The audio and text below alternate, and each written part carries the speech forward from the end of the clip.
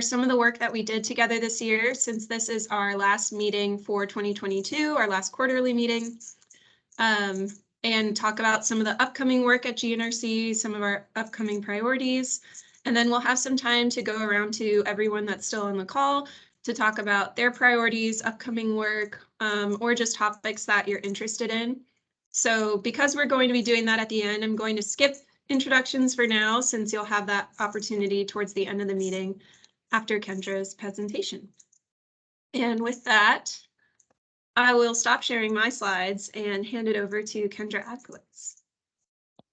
Thanks so much, Carson, and it's great to see so many folks virtually, many familiar faces, also some new faces. So I'm really excited to share our heat mapping work with you all today, and hopefully explore opportunities for us to use this data across the region. So let me pull my slides up.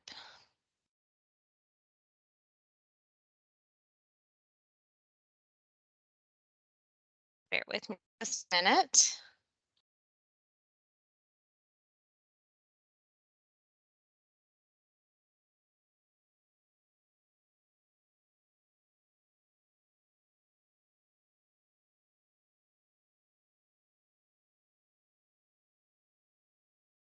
All right.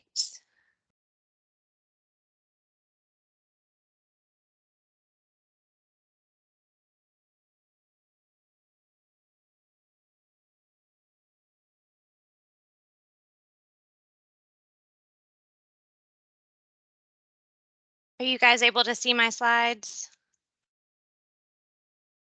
I can see them. Okay, we're actually going to switch to this slide right here. So I imagine most of you are really well aware of the risks associated with urban heat, and how significant of a concern that is for us here in the Nashville and Middle Tennessee region. So heat waves are a significant concern for us. And when we think about their impact in Middle Tennessee, they do harm more people than all other meteorological hazards combined. And then when we think about equity, they also tend to disproportionately affect communities of color. And so this is a concern area that within Nashville, we're really investing resources in and trying to figure out how we can effectively understand urban heat and then take responsible and strategic steps to address urban heat moving forward. We also know that urban heat in Nashville is going to get exponentially worse in the near future. So again, really leveraging resources and thinking across our different departments to figure out how we can address this issue is of extreme important to us.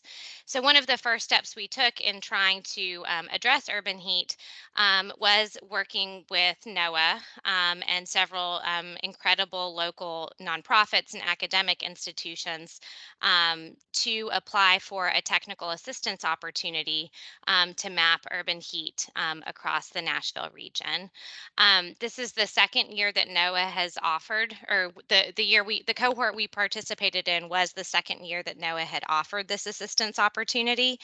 They actually recently just announced the third year that they're offering this opportunity. And so if there's interest, I would encourage you to look at NOAA's website and consider applying for that technical assistance opportunity. And I'm also happy to talk with you offline about that if that's something you may want to pursue. So we did, as a multidisciplinary and multi-sector team, apply for this technical assistance opportunity. And fortunately, we were awarded that opportunity. And so engaged in this planning process really between, I would say, March and the end of this summer and the end of August to organize and execute a heat mapping campaign. So the way the technical assistance opportunity works is that NOAA awards technical assistance, and then they pair you with a consultant that has been contracted with NOAA to provide and essentially execute those mapping campaigns across the country.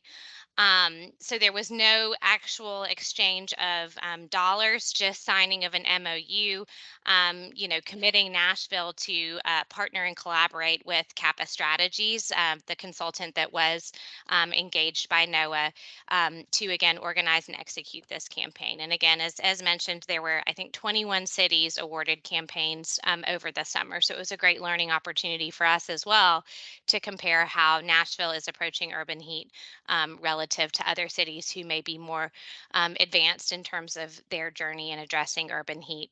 And so we're continuing to maintain those relationships today. So what's involved in actually organizing that campaign is recruitment of volunteers, identifying a location to kind of serve as your ground zero for distribution of sensor equipment, and then helping to plan and map out routes for mapping across the city. As part of our technical assistance award, we were capped at 100 square miles for mapping. And so I'll show you maps here in a moment. We did not end up getting to map the entire city, but we did get a very, very significant swath of the city. And so one thing that I know there's interest in pursuing in the future is additional funding opportunities that could support mapping of the areas of the city that we weren't able to reach with this heat mapping campaign. And again, I think we're being very open to how we can potentially use this data. So now that we have the data back, we're starting the conversation as to what this means. What does the data tell us? And then again, how are we going to use it moving forward? And again, I want to make sure I am recognizing all of the incredible partners that we had as part of this campaign. You can see those listed on the slide here. But again, it was really helpful to make sure that we brought in multiple perspectives and different areas of subject matter expertise to help us, again, be very thoughtful about how we designed our routes. And then also, as we transition into the next stage, how we'll be using that data. So on this next slide, what you see is actually the routes that were mapped. So I mentioned that we were awarded 100 square miles associated with our mapping opportunity. And what that ended up looking like was 10 individual routes across the city that each took about an hour to drive. And so the routes were designed around places of interest. And as a project team, what we essentially did was we identified locations across the city where we were interested in learning more about urban heat. And so there's no real secret or complexity with regards to defining a place of interest. Some of our points of interest were community centers, some of them were schools, some of them were parks, some of them were areas that I think we knew had lots of impervious surfaces. Some of those were some of our more disadvantaged communities. The goal of identifying points of interest was to, again, try to find a diversity of different landscapes and tree canopy cover. So again, we could look at the distinction and the difference and variation between some of our, greener spaces and then perhaps some of our more urban heat island type locations. And so on the left hand side of the slide, what you'll see is actually seven of our routes. And I know you'll see a lot of A's and B's and different lines. And so it's hard to tell individual routes. But seven different routes are listed or are displayed in the image on the left-hand side. And then on the right-hand side, you'll actually see some of our east and southeast Nashville routes. There are actually 3 routes listed here. And so we had 10 routes total covering that 100 square miles. And each of those 10 routes was mapped at 3 different points in time during the day. So we did 3 traverses, each 1 hour long, one from 6 to 7 in the morning, one from 2 to 3 in the afternoon, and one from 7 to 8 at night. And again, the reason why those 3 different traverse times were selected is that so we could measure and understand heat at different time periods of the day, as well as the accumulation of that heat over the entire day. I'll quickly pause there. Any questions thus far about kind of organizing planning routes, and sort of how we approach that within Nashville. We can also take questions at the end, so keep thinking of good questions. So we recently received our results back from Kappa Strategies in October.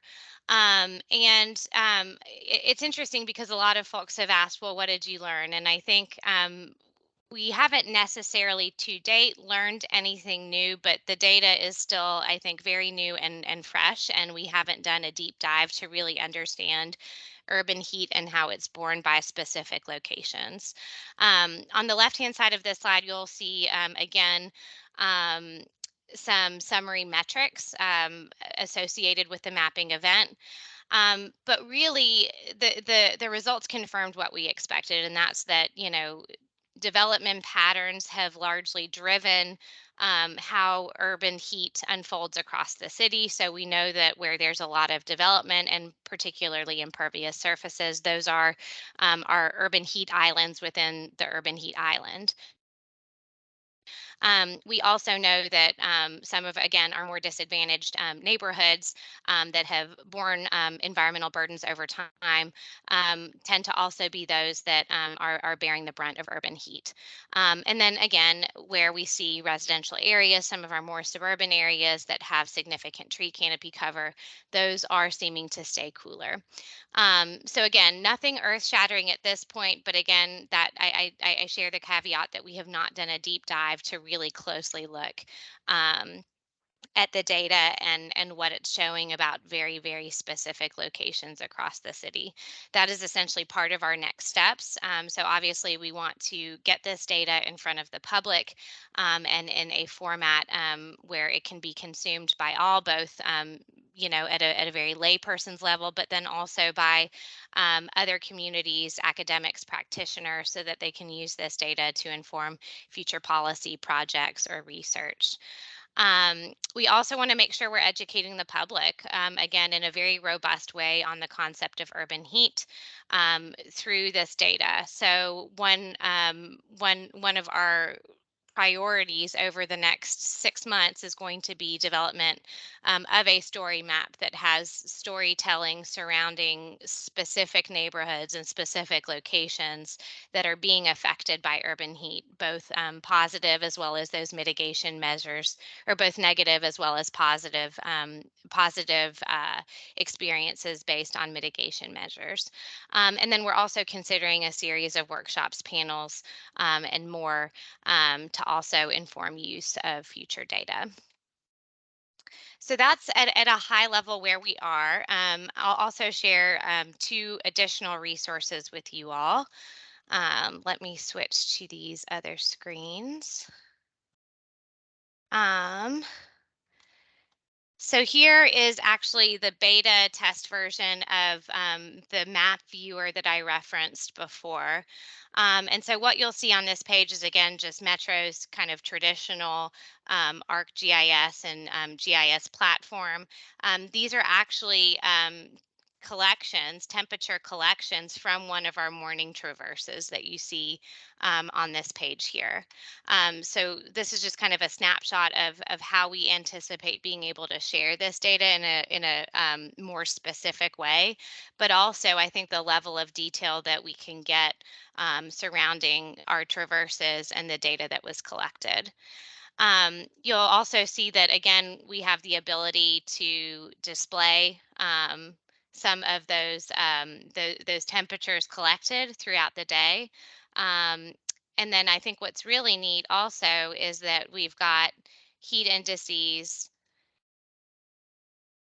as well as some predictions for the entire region. So you'll see that the methodology that Kappa Strategies used was to obviously collect that temperature and humidity information, but then through modeling and predictive measures are able to put together and mosaic those images to tell a bigger story about what that looks like across the entire contiguous area.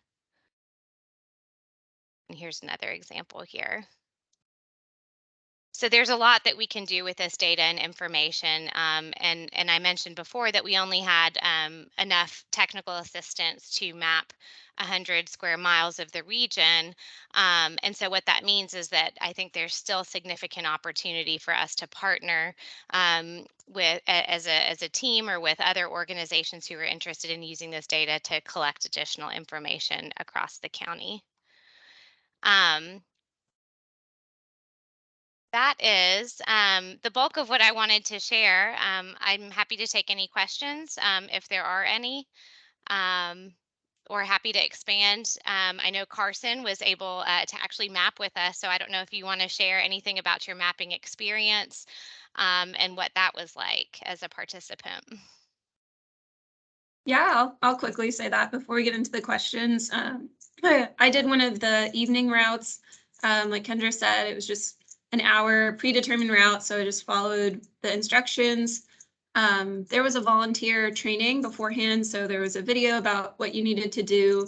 And then you got kind of this PVC pipe, but it was more advanced than that, sensor that you would clip onto your car window and like roll up the window, and it just stuck on there.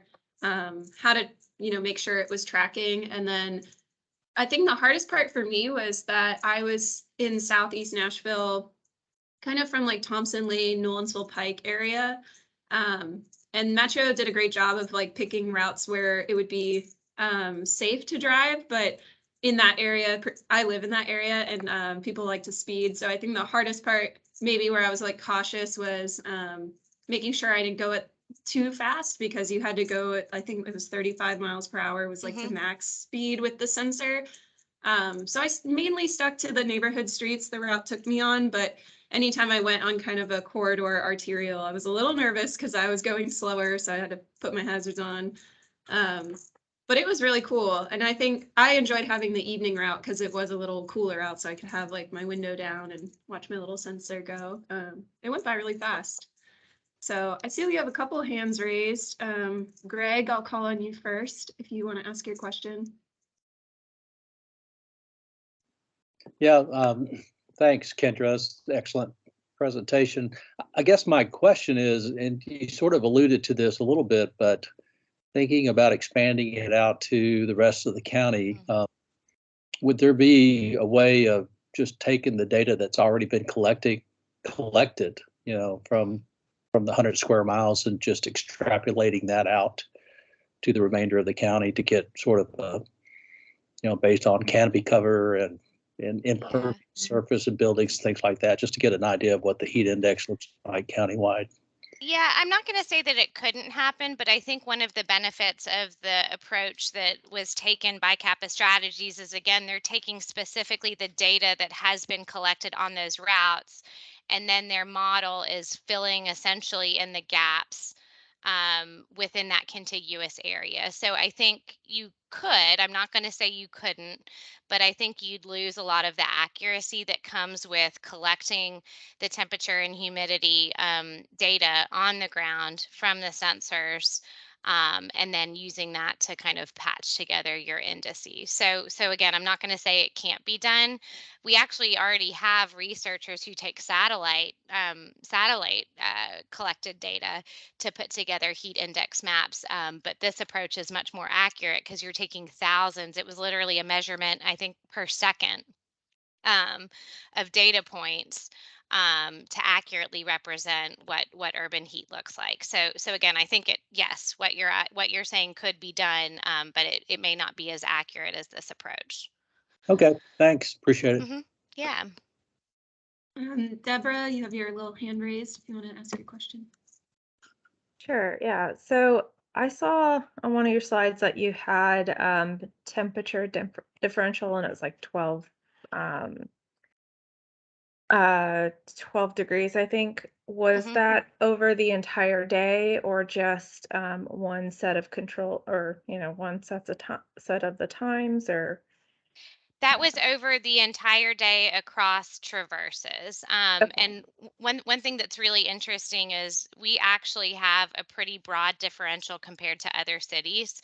I haven't done robust research looking into this, but one of our team members, Ashley Kars from Vanderbilt University, who does a lot of work in urban planning, had actually done some recent benchmarking of urban heat studies and mapping studies in other cities. And we are on sort of the I guess we are on the high end of seeing greater differential across our urban heat mapping activity. So I think some cities saw, somewhere in the 6, 7, 8 degree range, and then all the way up to, I think, close to 15. So we were on the higher end, which again, I think speaks to opportunity to, at least from an equity perspective, try to make sure that we're lessening that gap. But then also, I think it just speaks to how intensely urban heat can be felt in certain locations, and conversely, how some of, how mitigating measures can also be used to address that. All right, Sean has his hand raised for a question. Thanks, Kendra. This is really good information. I guess my question, similar to Greg's, was kind of scaling it up to the regional level. And I was kind of curious what the funding needs would be to do something like that. Because I see a lot of value in having this information to help inform, even like transportation projects and beyond Absolutely. that, of like, Yep. okay, this corridor is maybe in need of some mitigation strategies that, there's so many different funding programs out there now, and I think they tend to be a little bit siloed, but it also points to some specific strategies to address, issues like the heat island. So I guess interested in the scalability and Yeah. So I think scalability could absolutely be pursued. One thing that was really interesting to me is, I think now knowing what the process that Kappa strategies led us through, I would hazard to say, and again, I think the hardest part is probably running the models once you have collected and downloaded the data to produce the index maps. I don't think that is insurmountable at all, as long as you have that subject matter expertise available within a project team. I will tell you, and Carson can attest to this as well as any others who may be on the call who participated in the mapping. The sensors themselves, I don't think they're high tech and they're very sensitive sensors, but I don't think they are. They are incredibly costly. These are sensors that Kappa actually sends literally via the mail. They collect data, and then we send them back. So they're being reused time and time again for each campaign. And we had 13 total. So I mentioned 10 routes, 13 total. They gave us 3 for redundancy reasons. And so I say that to say that I think if you had a large team and region partnering together, you could probably leverage, again, a variety of financial resources, but also pool those resources and execute this in what I would think would be a pretty cost-effective way. And I know the interest is there, and so I think I'd be happy to participate or support a regional conversation, however I can. And yes, I think, again, there are a variety of funding resources that could be utilized or pieced together to do this for a host of different purposes. So I know that one conversation we're actually having right now with NDOT, and they have not even really had an opportunity to look at the data, is they're really interested in piloting a reflective paint on a local roadway. And so we want to use this data to help inform where that pilot might occur. So a whole host of different potential applications that this could be used for. Is that responsive to your question? Yeah, that's great. Appreciate it. Okay. Dr. Archer put a question in the chat. If anyone wants to access the data, will it be available and when? I guess through that story map you were talking about, but if you want to Yeah, I think a couple of ways. So one thing, it's actually technically available to the public right now. Kappa Strategies has placed it on sort of essentially a publicly accessible share drive. We haven't necessarily publicized that link because I think we want to drive people to the Nashville specific site. And there's very little metadata and explanation and interpretation of that data.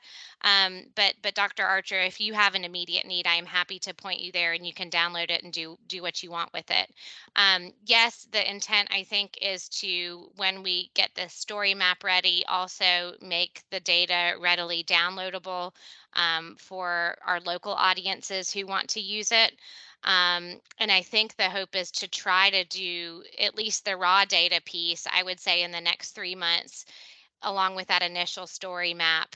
And then longer term, again, having that larger storytelling and mitigation action piece. I'm definitely interested in like kind of analyzing it with some other layers. Like Yes. specifically the Donaldson area kind of surprised me, but then thinking Mhm. about how many trees they lost in the tornado would be really Mhm. interesting. Yeah, and that's just- another, I think, thing that might be interesting over time, especially if there's if folks want to convene and engage in future efforts, is what is sort of the differential over time end up looking like, Mhm. and can start to piece together what urban heat looks like over time. Dory, you have your hand raised? Yeah, hey Kendra, I have a couple things just because, some of this has been going on for a long time, and it really does help having information presented to people in different ways. Like this might rally Mhm. people the way some other information doesn't. Nashville's a growing area, but its overall impervious surface are a lot smaller than Atlanta and a lot of other places, and things like that. There's efforts to bring. My brain is firing off because I think there's a lot of policy opportunities that this could help Yeah. with discussions. And so having the information, and then even maybe we could all find some people who are like, hey, this is why it matters that we have this aggressive tree planting program, which obviously Nashville already Mhm. has. But I'm also thinking about Murfreesboro and other places where you can make pretty clear assumptions based on what you already have as data about what they're experiencing. You don't have to heat map Murfreesboro and Franklin. We can use what we did in Nashville and make some decent educated guesses. And then I'm thinking about the policy things from energy efficiency standards, building homes, buildings, I just said reflective paint, all those things. Mhm. Anyway, tree planting and carbon sequestration, blah, blah, blah, blah, blah. So I think this is a really cool way of probably making it feel concrete to people because they can actually feel getting hotter. But all the Absolutely. policy solutions kind of are a lot of the ones we already know, but this might be a cool way Sure. of bringing them up again. Yeah. No, I agree. And again, I think the concept of urban heat, to your point, Dory, is again something that people can feel. And so Right. a lot of times I think when we're talking about policy options or environmental impacts, it's hard to pull in a very diverse and broad subset or group of stakeholders. And so this is something that we have all acutely felt, particularly this past summer. And so it's a very tangible topic, an experiential topic that everyone has probably Right. a distinct recollection about. So. Kendra, I had a question. Kind of about how Kappa models out like past the data points that were collected, because Yeah. all of the routes were on roadways. And so I'm thinking about like rooftops and other parking lots or even like large parcels that, you're driving around. Just, can you give any details on maybe how they cross mapped and smoothed those points? A little bit. So they did not share too much with us. I know they'd be more than willing to actually talk through that with us, if there's interest. My understanding of kind of what they're doing is using, I think, raster data and different rasters to kind of piece that together and model that. But I don't know intense specifics with that. So that's a question I can ask if that's of interest to this group. And I'm sure Kappa would be willing to come and present on their methodology. Any other questions for Kendra from the group? I know that was really cool. I love just seeing that map and like an overview of how it went as a volunteer of it. And I actually just talked to Memphis Sustainability and they said that they were considering applying for the grant as well. So we'll at least have that cross comparison across the state, which would be really cool. Yeah, all in all, it's one of those where I think I think my expectations that engaging in this technical assistance opportunity far exceeded my expectations for it. I also felt I was kind of poorly prepared for what execution would actually look like. And I shared that feedback with Kappa Strategies and NOAA, but I think they're learning as they go. And overall it was an incredibly positive experience. So I think the hardest part is that you're essentially recruiting for an event that you don't know the date of. Sort of the MO is to over recruit, have a list of interested drivers, and then about 5 days in advance, sometimes for us, it was actually even less. It was about 4 days. When you have certainty regarding ideal weather conditions, i.e. hot and dry conditions, then activating those volunteers and specifically asking them to sign up for a specific volunteer window. So I think the biggest challenge is the uncertainty with actual date of execution, and there's only so much you can do in advance. Yeah, I definitely remember getting the call. I was like, wow, that's coming up, but I was ready to go. Yep. Well, and we were worried because most of you all remember June and July were incredibly hot and miserable, yet we didn't have ideal conditions. I think because it wasn't dry enough.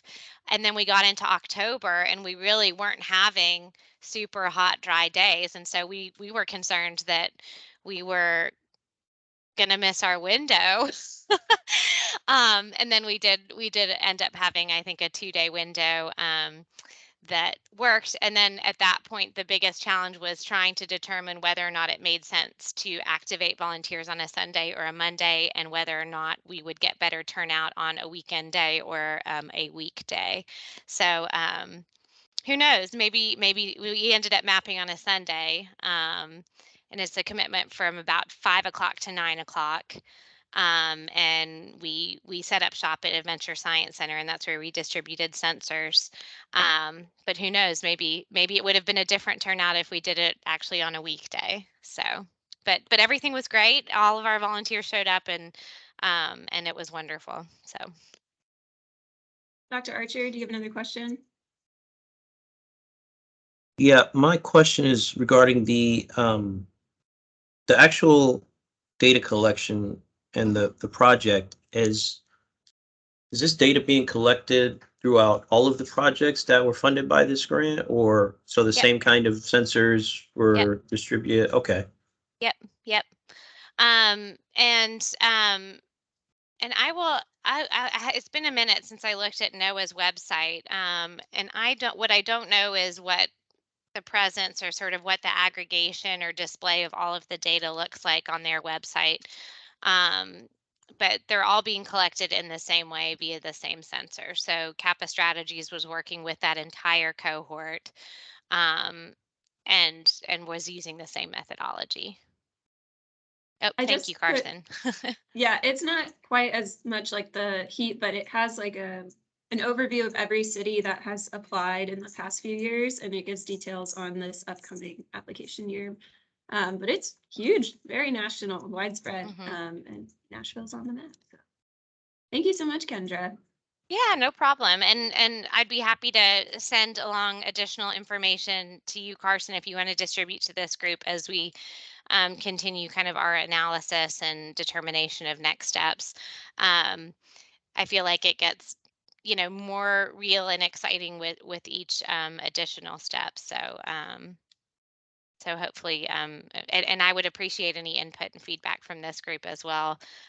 Dory, I know you mentioned you had hundreds of ideas for policy, so would love to connect with you on those.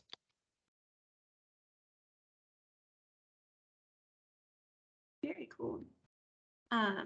So I think I am loading my slides to head back to the rest of our agenda. So going to do a quick recap of all of the meetings that we had this year, except for this one. So the first 3 this year of our quarterly meetings. Basically our open space and land conservation policy study analysis workshopping that we did over the year. For those that were able to participate in every meeting or only came to a few of them, I think this is a good recap of just how much work that we accomplished, and kind of where we can take that work. I really enjoyed it as a learning opportunity. So back in February, we kind of kicked off this effort, and I presented to you kind of our perceived need for an environmental policy study in general, and then focusing on open space and land conservation. We did a quick inventory of land data and trends. A lot of that data we already had compiled from previous roundtable data sharing. Then we did that existing policy review, including that zoning regulation inventory. That was really informative for me, I think, and for some of our locals, that, you know, who has what policies and what those policies are. Then we identified some key issues and opportunities, and we brainstormed some solutions in that first meeting. We really were just kind of reacting to the information, the data, and the policies, and talking as a group what we think are those next steps that we really need to dig into. And so some of the outcomes from those conversations were that obviously local policy is really unique. I think that was the common thread throughout all of these meetings, is that it's so hard to capture policy trends, policy outcomes, and trade-offs, because it is so unique to every community, not just by size, but by their needs, their culture, and just demographics overall. But a need to understand the policy structures and effectiveness of each, and trying to understand those outcomes as best as we can. How to capture those trade-offs with property values, or with you know, a scarcity of land is a big issue in our region. And so how do you balance that with also trying to conserve as much land as we can? Implementation barriers to policies. We discussed a little bit of those state barriers, but as well as just kind of buy-in from officials and the public, cultural views and buy-in. And then long-term conservation and management was something that came out of our early conversations that really struck me as, like, I didn't potentially think about that. You know, you think about conserving land is the hard part, but then the long-term management or conserving that in perpetuity can be just as difficult, if not harder. So that was a really great kickoff to this effort. And then in May, we did get to dig in a little bit more, less quantitatively and more qualitatively, with our local planning panel. We had planners from City of Lebanon, Williamson County, Metro Nashville, and then one of our community planners here at Greater Nashville Regional Council, that she oversees 7 smaller communities throughout the region that are more rural, and she serves as their staff planner for development review. So some of those driving questions, we wanted to understand the motivation behind local land conservation, whether it's direct acquisition or just how they're regulating it in their development regs. Understand the challenges and barriers to local land conservation. I think that panel was really revealing of just how challenging it can be for a local jurisdiction. You know, they feel kind of stuck in the middle a lot of the times, like they're limited by the state, but they're also trying to meet the needs of their community while also not slowing down development, economic, you know, development and workforce, tax revenue, all these things that they have to consider. So that balance can be really difficult at the local level, especially if you don't have a lot of staff capacity. But really evaluating the outcomes of specific policies, and they shared some of those successes and trade-offs that they've experienced. And so outcomes of that conversation, what we learned from those 4 panelists, was that the development quality is pretty difficult to predict. They, I think, all reflected that there's some trial and error, because even if you write the best policy, if it's not enforced well, or, you know, it may look good on paper, but then when it actually plays out, you're like, oh, this is kind of an ugly development and nobody wants that. So that was interesting. I think they all really stood up for comprehensive plans, or just a vision plan, community vetted goals that give that backing to a planning commission or to a city council. So that's essential for your credibility, so that you can fight for a new regulation or fight against a development if you have those community backed and community created goals. I think they all expressed that there is a level of education that needs to be done for the public and officials. Environmental topics can be steered away. Everybody's got opinions, and so it can be difficult unless you are really pointed with the benefits that you're trying to achieve and the outcomes that you're looking for with land conservation. Again, those state limitations can make it difficult to preserve land, and our panelists really focused on some of those smaller portions of land that can be really important for specific resources. They brought up, subdivision of land can create a lot of piecemeal things, or how right-of-way restrictions can limit the street tree canopy that you can put in. And so I think that was really interesting, especially for our urban settings, which, the smaller pieces of land are that much more valuable. So I think that was just a really cool tidbit. And a lot of them expressed that some of the best solutions are flexible development standards, maybe where you're negotiating with the developer about those certain stipulations for public good. Of course, mandates and requirements are always going to be the most effective if you're able to enforce them. And then getting that buy-in, they have found success in demonstrating the financial cost savings or how they're going to, long-term save on infrastructure and tax revenue. So I really enjoyed the panel. I hope you all did too. And that one was actually virtual as well. So we have a recording available online if you ever want to go back and watch it. And then in our last meeting back in August, we met in person. So I presented a couple of tools that we were developing to just kind of look at land conservation and look at some of the work that we did. So I shared that kind of dashboard where we were looking at peers about population size and growth over time, and then how many policies that they had present. And then also that we were kind of developing a policy selection tool based on the rankings that we did in the workshop. So people that attended placed these stickers on each board. There were 20 policies total, I think. And so they ranked each policy based on its level of impact, being like a higher positive impact on land conservation, more land conserved, or its ease of implementation. So that could be anywhere from just drafting the policy implementation or long-term implementing a policy, enforcing it, and maintaining it. So it was a little bit interpretive, but I think overall it was really interesting to see the results, especially the outliers, and talking about that as a group. So if you weren't able to attend, our last minute notes have the pictures of the results as well as a capture of the discussion that was had. But some of those outcomes from the discussion were, the effectiveness long-term really does rely on that enforcement, especially with development regulations. If you're not having someone go out and enforce setbacks, are they really that effective? The ease of implementation really depends on both a level of administrative coordination, but also landowner willingness.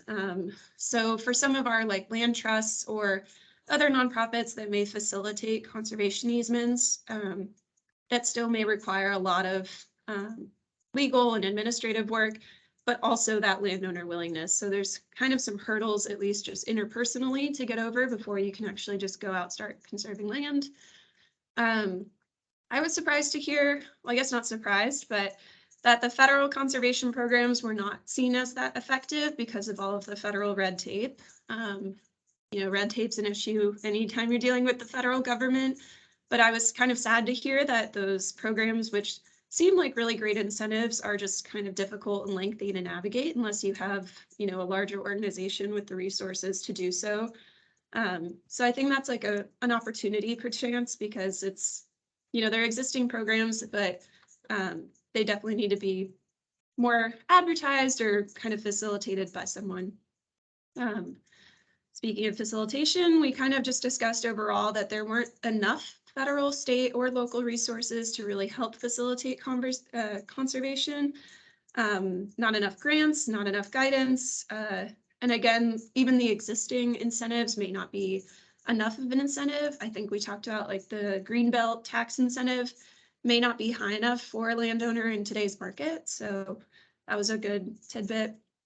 And then again, the state limits on locals can be challenging, but also state limits on really effective policies that other places have that we don't have. So transfer of development rights, we do have that here in Tennessee, but it's just not widely used because it's pretty difficult to implement. The state has like a strict definition on how it can be used. And then impact fees, which a few communities have because they were grandfathered in, but not everyone has them. And they're a really effective way to collect revenue so that you can do some more things locally for land conservation and parks improvements, as well as, you know, schools, infrastructure. They're just kind of an overall value capture that we're not able to utilize here. And so I took all of the posters and compiled them onto a single graph. So this is one dot per policy rather than all those dots per policy. And this was kind of the output from just the roundtable. So this was representative of your rankings and your point of view as a group. So you can really see kind of the policies that are seen as maybe a lower hanging fruit to those that are more aspirational. Something that kind of stood out was that comprehensive plans were lower on impact than I would put them as a planner. I think it's perceived as more of a foundational policy. It's not as focused on conservation directly, which is true. But if you look at some of the other policies on this matrix, a comprehensive plan often determines those, like minimum lot sizes or some other development regulations. A lot of those are kind of determined when you're going through a comprehensive plan. So I understand why you may not see it as impactful, but I think our panelists stressed the importance of it. So that was just one that stood out to me as maybe I would disagree with, but I encourage you, if you have any initial reactions to this matrix, to speak up now, especially those that you were able to come. Are there any dots on here that you dramatically disagree with? You know, you're like, why is that where it is? Dory? Yeah, actually, Carson, I was busy typing. I wanted to weigh in on what your interesting reaction about comprehensive plans. There is something funky. I do agree it's too low, but I can tell you what's going on, having worked in a couple of communities, Franklin, Williamson County, and Nashville, with a lot of the planning attorneys in these communities who are basically given the guidance that comprehensive plans don't have any legal bearing on the decisions of Planning Commission. And actually, there's a court case that was appealed in Whites Creek that said that that was incorrect. So I think there's a tremendous amount of, there's more influence by the attorneys and others who are trying to get something approved in the decision making than actually probably the planning departments and their own attorneys, staff, and counsel. So I think comprehensive plans, not that I think, but I know that the law is and some of it is at Franklin's planning language. Their standards and all, they're much clearer that the land use plans apply in decision making than, for example, metros. So comprehensive plans are being viewed by a lot of players, especially people who are trying to push something that may be outside of the box, that they're just a good idea, they're visionary or whatever it is, and they're not really, they don't have bearing on decision making. That's actually not the case. So that's probably why your dot by some people is low, but that's probably an issue that needs to be fixed in terms of people really understanding better what the law really says and maybe doing some tweaks to some of the language that the various communities have. There's no point in doing comprehensive planning if it's just a document on the shelf.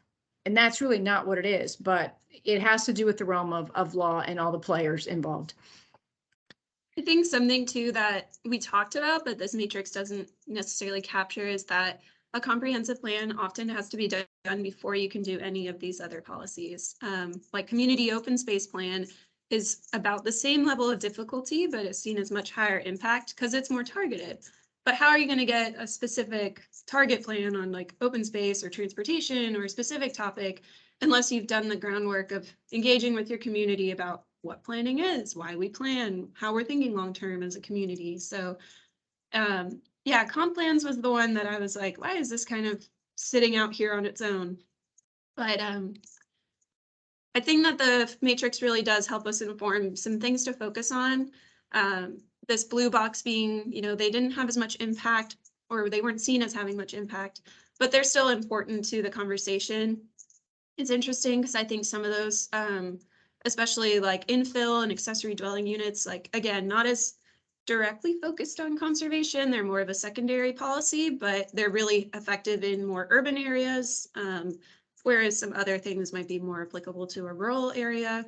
And then things in the overall orange box of just things to focus on are some of those flexible development standards like cluster developments, locally funded programs where you're setting aside the funds locally. Steep slope ordinance, I think was just seen as kind of a even keel. And then minimum lot size specifically for rural residential. I think we talked a lot about this compared to other types of lot sizes, that rural residential, conserving that rural lifestyle where it's not actively being farmed, can be preserved for that like rural character. But if it's not set at an adequate lot size, it can also induce sprawl. So I think that that one was seen as a higher impact because it can be leapfrogging development. And then this other orange box of like the top right corner, these were some policies that were seen as more difficult. Maybe you need some more staff capacity. I think that came up a lot with tree ordinances, or like the more administrative kind of programs with easements. And then some that are just kind of aspirational where there's state limitations or just kind of overall local limitations in how to execute some of those policies. But again, I appreciate all of your feedback during that workshop, and feel free, I will share all these slides, of course, and feel free to give me more comments on how you agree or disagree. So next steps with this specific brief, slated to present to the Executive Board, the Regional Council at our upcoming meeting in December, and hoping to have that compiled online deliverable and presentation of materials, findings, basically a summary of the whole study available soon to share with you all, so you could share it with your partners so we can continue engaging with it and also keep adding to it, because I don't think that any of this is over. And then for future briefs, because we had talked about doing a series of topics, we're going to do kind of an internal reevaluation over the holidays for priorities, focus areas for the next brief in the series. I think we were originally talking about something to do with water, but it may change just based on what other work is going on at GNRC, which is on my next slide. So transportation-wise, we are going to be doing a growth management study. So in this study, GNRC will explore the coordination of land use and regional transportation investment to minimize the impacts of growth and development on traffic and congestion. So it is aimed to better equip the region with comprehensive tools and policies to manage growth overall. So this is directly related to the land conservation brief that we just did. So talking about those local land use decisions. And then I think this is a really good opportunity to kind of understand that intersectionality with roadways. And so chicken or egg, what comes first, development or the road, land use decision and zoning for new development or the roadway investment to get there. This is a really good opportunity to analyze all of that. And I think something that will come out of this study is, again, the same kind of tools that we looked at. So impact fees, creative funding opportunities, because transportation projects are so expensive in our region. So this is a really cool opportunity to kind of leverage the work that we just did together as a group and tie that more into how we're going to guide transportation at the same time.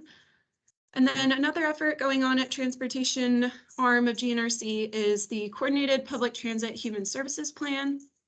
So this is more of a comprehensive transportation plan for targeted at the needs of individuals with disabilities, older adults, and then people with low incomes that are traversing the region to get to work, providing strategies to meet those local needs and prioritize transportation services for the funding and implementation.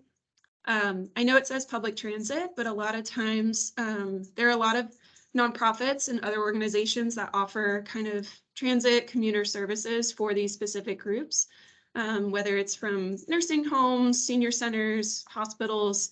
I know there's a few like post conviction or rehabilitation facilities that also offer these kinds of transportation services in vans and everything. So we will be coordinating with all of those nonprofit partners and destinations, and as well as WeGo and our other transit providers, to come up with a strategy that helps coordinate all of those services. So that's kind of the goal of that plan. And it's region wide. So we'll be coordinating with all the way out to Clarksville, Stewart County, really, it's our larger region scope in that. Water quality planning, the TDEC 604B grant, which is available to development districts like GNRC. We just completed 4 watershed plans, so one in Rutherford and Sumner that subcontracted Cumberland River Compact. So thank you to them for completing those 2 plans. And then we wrote 2 more in Wilson County. And so I'm excited to see those get submitted to the state and the EPA hopefully get adopted. And then our locals can provide for 319 Clean Water Act funding. And then we applied for this grant in this upcoming year, and we were awarded funds to do 3 more watershed-based plans, all in Dixon County. So Upper Jones Creek, Upper Piney Creek, and or Upper Piney River and Garner Creek.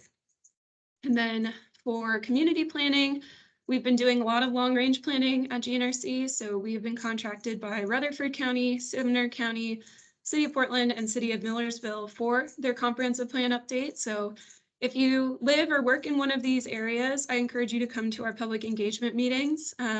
You can learn more about comprehensive plans, but also what's going on in those areas.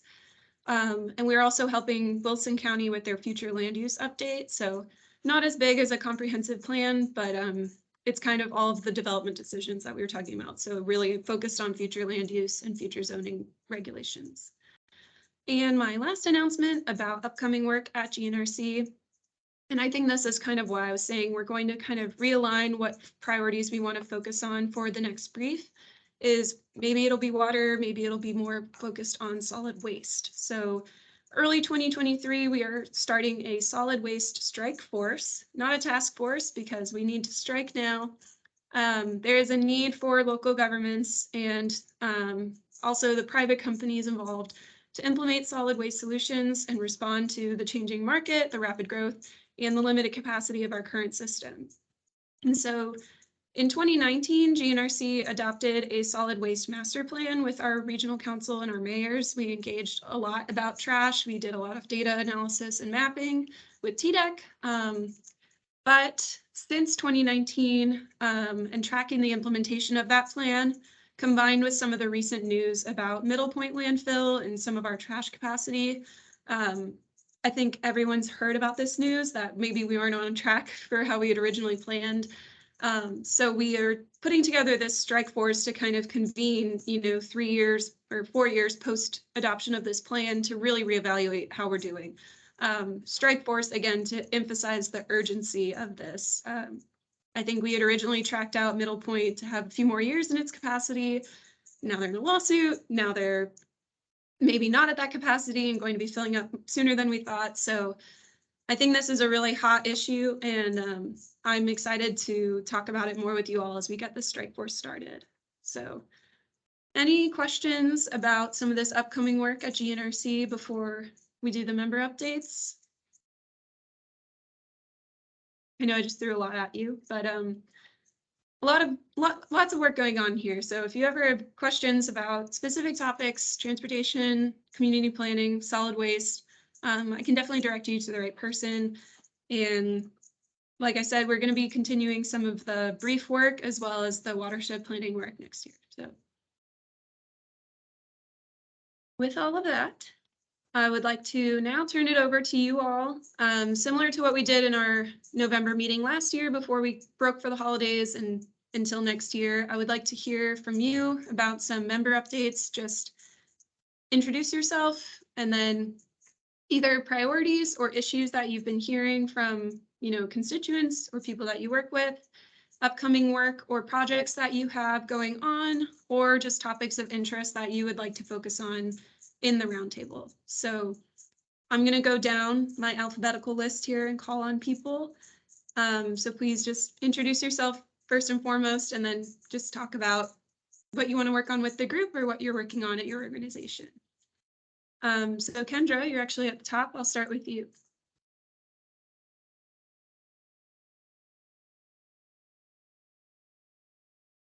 And if you're there, you're muted.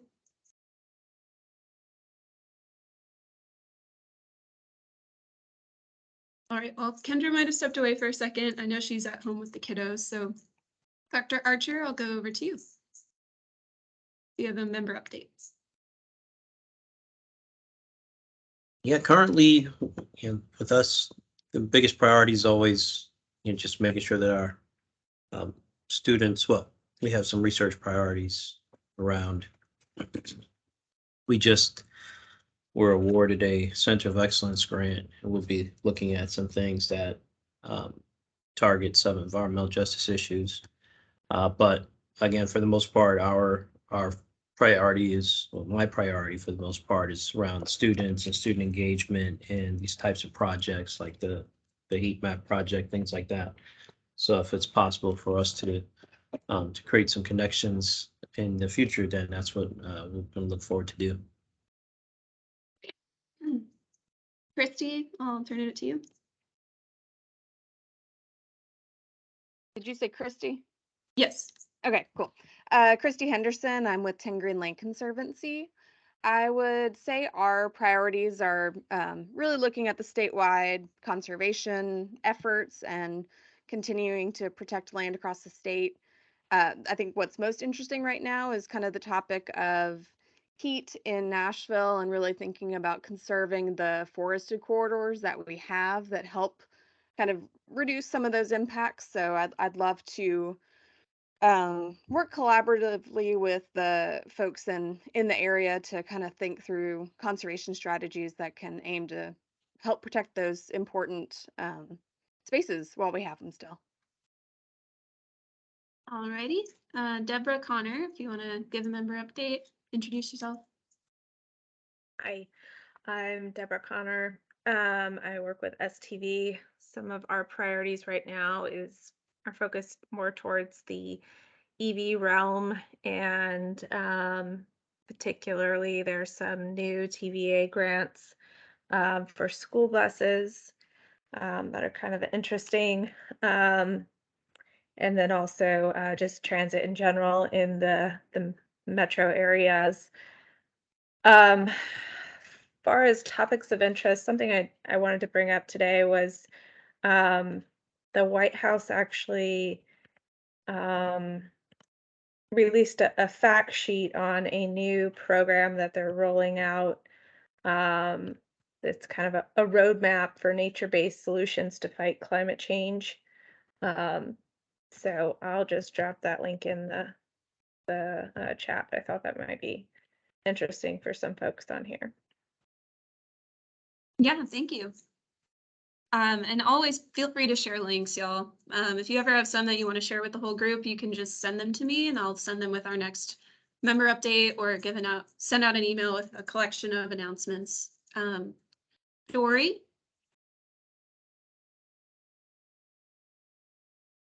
Dory, turn your mic on. Whoop. Sorry, I turned it off. So I got 3 dogs and a cat, and they decided to go at it in the background about a minute ago. It's kind of hilarious, but loud. So I'm Dory from the Harpeth Conservancy. One of the things we'll be rolling out publicly in the spring is a public system of what the water quality is like in creeks and waterways where people like to recreate. So we don't have that in Tennessee in terms of an easy way for the public to see and get predictive tools. That's our science director has been running that. Some of y'all will be reaching out to us as we sort of beta test messaging and all that kind of stuff. So our vision is really to have a lot more data. It's based on E. coli, but it will be sort of similar to this heat map, if you will. And then from there, okay, so what might be the problem? How can we solve those clean water problems? We also, I think my colleague Grace is on as well. We are going to be bringing on a Clean Water Protection Program director, so lead of our overall policy program. We work statewide on clean water policy at the state level, and also involved with like sewer and drinking water permitting and permitting that really does have a lot of effect on clean water. We also do a lot of land use and even review specific development proposals. So that's where we've been doing some more geared towards flooding. So one of the areas we've sort of gotten back into is, we were talking to Kendra about it, in the various communities, is how are the risks of flooding, and for example, the risk of public safety being factored into planning and rezoning decision-making. They tend to not be factored in at the beginning of that decision-making process. So those are some, one thing that was a topic that I'd really like we might as a roundtable be interested in, and that would mean bringing in some more of our ag partners, is how do we maintain and probably help expand the organic and farming industry here so that we maintain rural land. It's so one way to have other options is to also make sure you have the support industries for them. Like supposedly there's very little in the way of rendering for organic meat that's grown and things like that, or processing trees that are being basically grown on property if you're really trying to manage a forest parcel. The other thing too, by the way, is there is an interest out of Virginia called Acre Management to actually bring some of this programming to Tennessee, not just for nutrient pollution and carbon sequestration, which would be another way to reforest, if you will, and monetize that opportunity for property owners. Great. Very relevant to all of the brief work we just did. Emily Parrish. Hi, Emily Parrish with the Land Trust for Tennessee. Yeah, continuing to work on direct land conservation projects. We have several more closings to go before the end of the year, which this is our normal busy time. We also just wrapped up all of our annual monitoring of all of our protected lands, which for us was about 400 site visits across the state. So it's becoming a huge part of our work. We also are seeing a lot of transfers. So, land changing hands from the original grantor of the conservation easement to new people, which significantly increases our staff time and our work, making sure the new landowners understand the conservation easement and the restrictions on their property. So we've had 80 transfers over the last 3 years. So it's a lot of taking up a lot of our time. And then here at our headquarters at Glen Lovin Farm, we've been working on a comprehensive landscape plan with Nelson Bird Woltz Landscape Architects. So over the next year or so, we are going to start costing out and prioritizing some of the projects and recommendations that they've made here at the farm. And actually, we're open this weekend here at Glen Lovin Farm. If anyone wants to come by, we're partnering with the Nashville Tree Foundation to do the tree spree. Is going to be located here this Saturday. So if anyone's interested in coming out, our trees were very beautiful about a week ago, but they're looking a little wintry now. Thanks. Love some fall trees. Tree spree is a very cute name. Grace, I'll turn it to you if you have anything to add about what Dory said.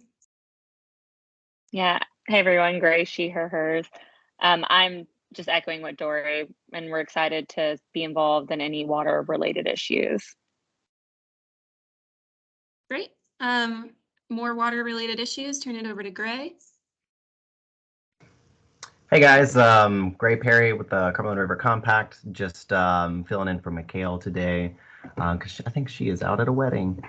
As terms of stuff in the region that's related to heat, is we're doing the huge planting on November 19th throughout Nashville, planting some 1-inch caliper ball and burlap trees as part of the Root Nashville campaign.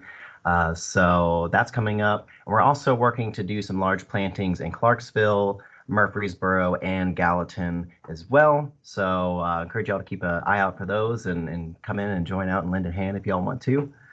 We also have a lawn nativization workshop in Mill Ridge Park in Nashville this Saturday. So if y'all are interested in figuring out how to nativize your lawn and improve habitat and stormwater infiltration, we're going to be doing that out at Mill Ridge Park. And I think we're also, in terms of things that are currently ongoing, is we are partnering with Metro Water Services and the Parks Department to depave some impervious surfaces down Edwin Warner Park. So I'm not sure if that's been completed yet or if that is still underway, but that is, they're moving back some roadways and concrete paths away from the river there, and we're going to be replanting that riparian buffer in that floodway right there, and that's kind of excited to see too as well. So that's what some of the stuff we've been going on. So thanks. Great, thank you. Greg, if you want to talk about some of the stuff coming up.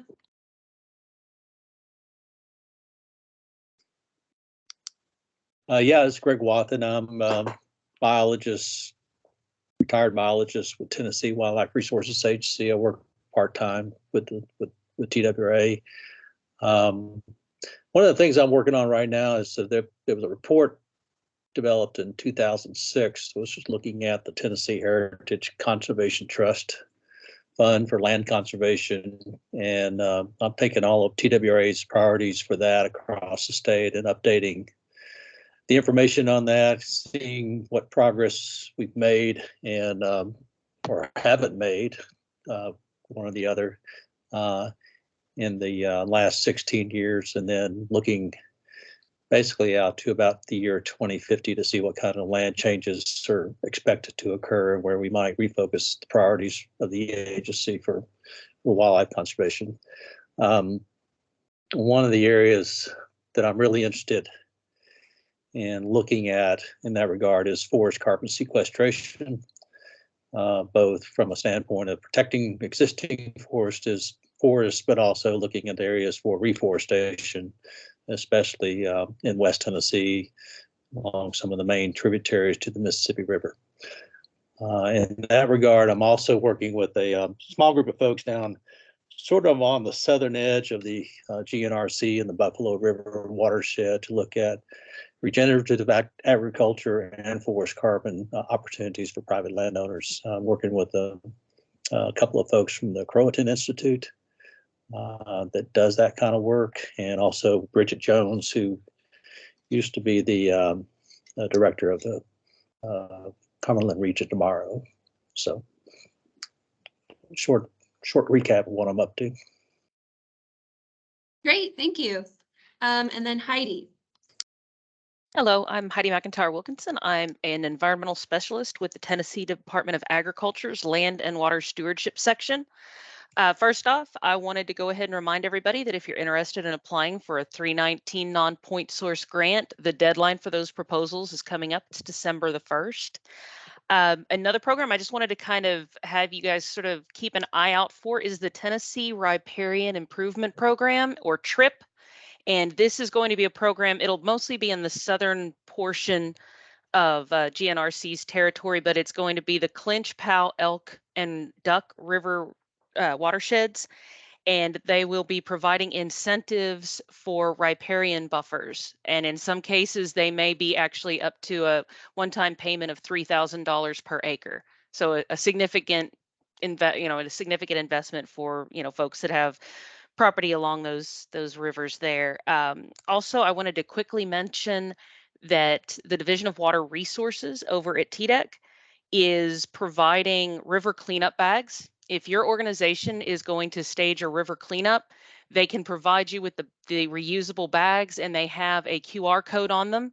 And TDEC is going to start trying to track the cleanup efforts across the state.